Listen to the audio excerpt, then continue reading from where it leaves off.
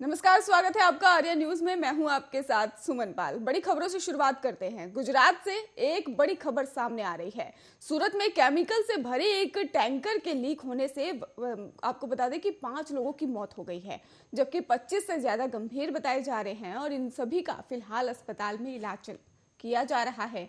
आपको बता दें कि सूरत के ही विस्तार से इलाके में ही केमिकल लीक होने के चलते ये बड़ा हादसा हुआ है। GIDC घोगी का इलाका बताया जा रहा है और ये भी कहा जा रहा है कि केमिकल के हवा में फैलने के बाद से ही लोग बेहोश हुए और टैंकर से जहरीला केमिकल लीक हुआ है और सभी मजदूरों को अस्पताल में दाखिल करा दिया गया है। फिलहाल ये भी कहा जा रहा है कि टैंकर लीक हुआ है और उससे जहरी केमिकल भरा हुआ था और अस्पताल के डॉक्टर ने बताया है कि गैस टैंकर लीक होने की वजह से ये सारे मरीज आ रहे हैं और उनको सांस लेने में भी दिक्कत हो रही है और उनको जरूरत है, उनके वेंटिलेटर पर रखा गया है और उनके लिए स्पेशल 5D में भी वार्ड बनाया गया है। बताया यह भी जा रहा है कि सूरत के ही GIDC इलाके में ही एक फैक्ट्री में केमिकल से भरा ये टैंकर पहुंचा था, लेकिन केमिकल निकलते वक्त इसका रिसाव हो गया और ये केमिकल हवा के संपर्क में आया और इसके बाद ये बड़ा हादसा हो गया। इन सभी का इलाज अभी फिलहाल जिला अस्पताल में किया जा रहा है। फिलहाल किस वजह से ये हादसा हुआ, इसकी जांच भी जारी है।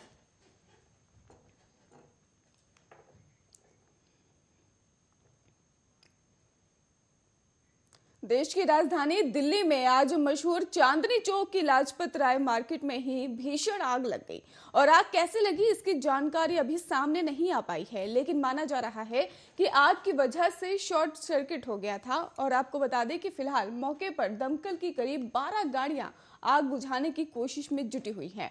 आग में किसी के जान जाने की कोई फिलहाल जानकारी सामने नहीं आई है। दमकल विभाग के साथ काफी संख्या में स्थानीय लोग भी वहां मौजूद हैं और जो राहत कार्यों में जुटे हुए हैं। दमकल विभाग ने बताया है कि हमें सुबह करीब 4:45 बजे आग लगने की सूचना मिली थी और माना जा रहा है कि आग की चपेट में करीब 60 दुकानें आई हैं।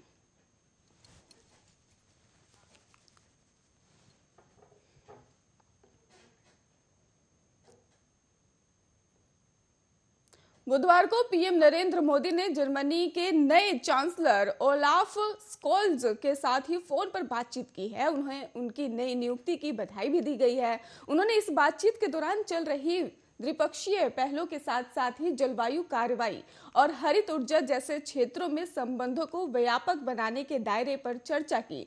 फोन पर हुए बात के दौरान पीएम ने भारत जर्मनी रणनीतिक साझेदारी को मजबूत करने में पूर्व चांसलर अजेंला मार्केट के भी अपार योगदान की सराहना की और कहा कि उन्हें उम्मीद है कि ओलाफ के नेतृत्व में भी दोनों देशों के रिश्तों में मजबूती आएगी।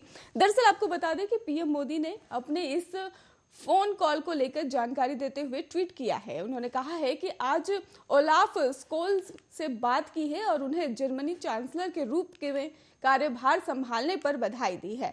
मैं भारत जर्मनी रणनीतिक साझेदारी को लेकर भी और मजबूत करने के लिए उनके साथ काम करने और छठे अंतर सरकारी परामर्श के लिए भी जल्द ही उनसे मिलने के लिए उत्सुक हूं।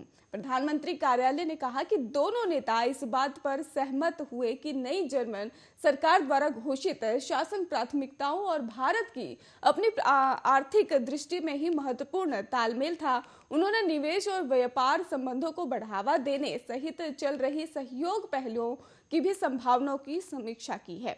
वे नए क्षेत्रों में सहयोग और आदान प्रदान में भी और विविधता लाने की क्षमता पर सहमत हुए। विशेष रूप से उन्होंने जलवायु कार्रवाई और हरित ऊर्जा के क्षेत्रों में नई सहयोग पहल शुरू करने की आशा व्यक्त की, ताकि दोनों देश अपनी अपनी जलवायु प्रतिबद्धताओं को भी प्राप्त कर सके। आपको बता दें कि बुधवार को ही जर्मनी की संसद ने ही देश के 9वें चांसलर के रूप में ओलाफ शोल्ज को निर्वाचित किया है। ओलाफ ने ही निर्वाचित होने के साथ ही एजेंडा मर्केल के 16 साल के कार्यकाल के बाद यूरोपीय संघ के सबसे घनी आबादी वाले देश में ही एक नए युग की शुरुआत हो गई है।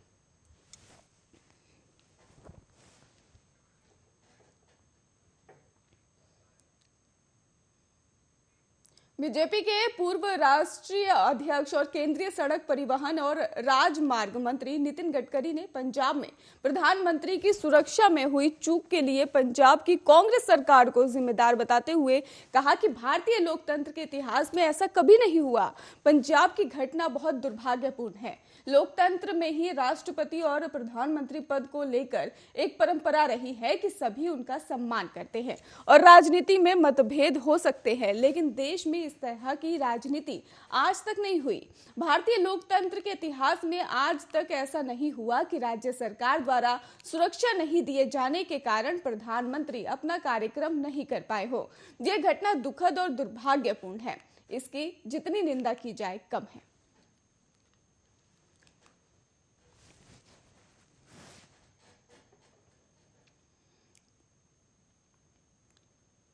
उत्तर प्रदेश के मुख्यमंत्री योगी आदित्यनाथ ने मंगलवार को ही सपा प्रमुख अखिलेश यादव पर तंज कसते हुए कहा कि जो लोग अपने सपनों में भगवान श्री कृष्ण के आने की बात कहते हैं, आज भगवान श्री कृष्ण भी उन्हें कोस रहे होंगे। अलीगढ़ में ही मंगलवार को 7,000 करोड़ रुपए की लागत से 660 मेगावाट हरदो आगंज ताप विद्युत संयंत्र सहित 2 बिजली योजनाओं के लोकार्पण और 1 बिजली योजना का शिलान्यास करने के बाद से ही जनसभा को संबोधित करते हुए आदित्यनाथ ने सपा के शासनकाल को दंगों का उत्पादन काल बताया है। आपको बता दें कि उन्होंने कहा कि वो अखिलेश भगवान श्री कृष्ण का नाम लेते हैं और कहते हैं कि भगवान कृष्ण मेरे सपने में आते हैं, लेकिन वो भूल जाते हैं कि कृष्ण की नगरी में ही पिछली सरकार यानी कि सपा सरकार का सबसे पहला दंगा कोसी यानी कि मथुरा में हुआ था और वहीं पर जवाहर बाग कांड हुआ था। उन्होंने कहा कि अब तो भगवान भी उन्हें कोस रहे होंगे कि जब सत्ता मिली तो उन्होंने कंस का उपासन बनकर ही जवाहर बाग की घटना करा दी। सपा अध्यक्ष और पूर्व मुख्यमंत्री अखिलेश यादव ने सोमवार को संवाददाताओं से बातचीत में दावा किया कि भगवान कृष्ण मेरे भी सपने में आते हैं और कल भी आए थे, रोज आते हैं और कहते हैं कि समाजवादी पार्टी सरकार बनाने जा रही है। यादव ने यह भी कहा है कि भाजपा अक्सर राम राज्य की बात करती है, लेकिन असल में समाजवाद का रास्ता ही राम राज्य से है।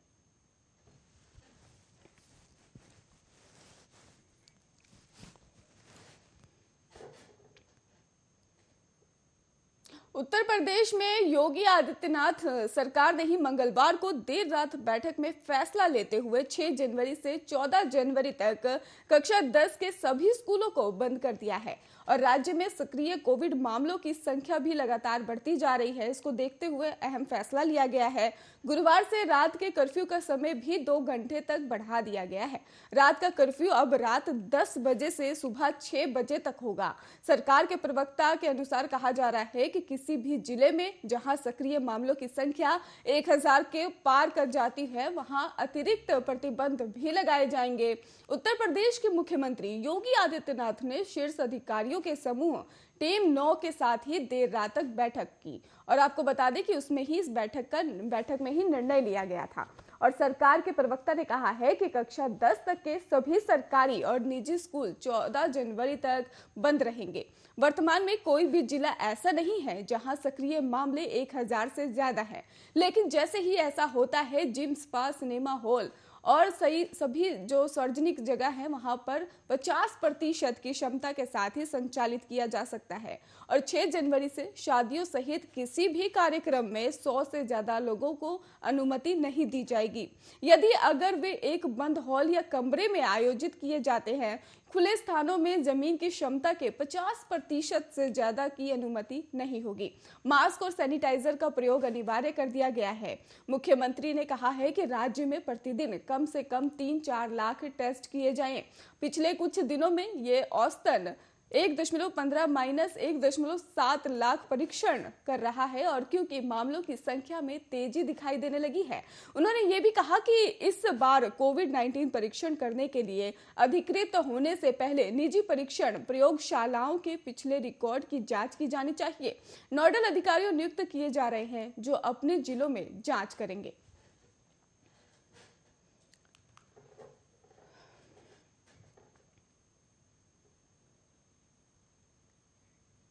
उत्तर प्रदेश के मुख्यमंत्री योगी आदित्यनाथ ने कहा कि एक तरफ समृद्धि के लिए स्मार्टफोन होगा तो दूसरी तरफ आतंकवाद को नेस्तनाबूद करने के लिए भी कमांडो फोर्स की तैयारी होगी। उन्होंने कहा कि मुख्यमंत्री ने साफ तौर पर मंगलवार को देवबंद में आतंकवाद निरोधक दस्ता कमांडो ट्रेनिंग सेंटर को शिलान्यास के दौरान बोल रहे थे और इस मौके पर मुख्यमंत्री योगी आदित्यनाथ ने विपक्ष पर जमकर हमला बोला है।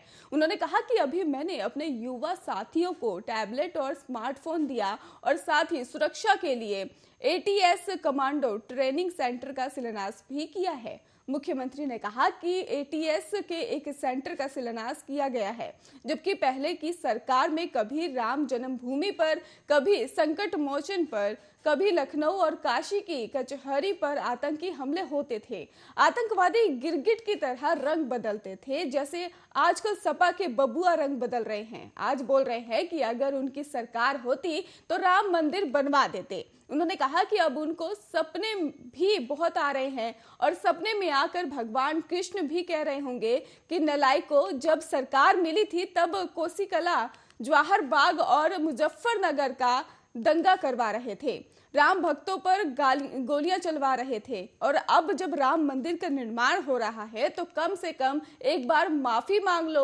और रंग बदलने में माहिर इन लोगों को देखकर गिरगिट भी जो है शर्मा जाएगा। योगी ने कहा कि जब सत्ता मिली थी तो इन लोगों ने प्रदेश को बेगाना बना दिया था और हमने आते ही कहा कि अपराध के प्रति जीरो टॉलरेंस और नीति अपनाएंगे।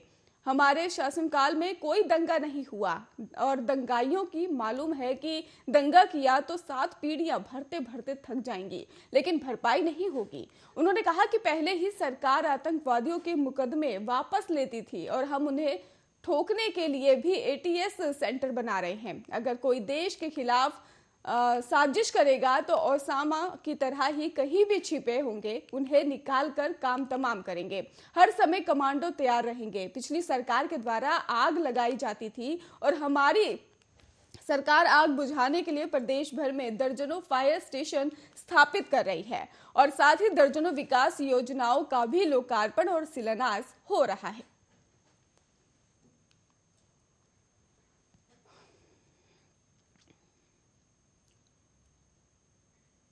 इसरो देश के पहले मानव अंतरिक्ष मिशन गगनयान को ही अगले साल लॉन्च करने की तैयारियों में जुटा हुआ है। तो वहीं इस बीच ही इस मिशन से जुड़ी कुछ दिलचस्प जानकारियां भी सामने आई है, जिनके मुताबिक हफ्ते भर का अभियान पूरा करने के बाद गगनयान को ही अरब सागर में उतारा जाएगा। हालांकि लैंडिंग के लिए एक बैकअप प्लान भी तैयार किया जाना शुरू हो चुका है। गगनयान से जुड़ी अहम जानकारियां देखें इस रिपोर्ट में।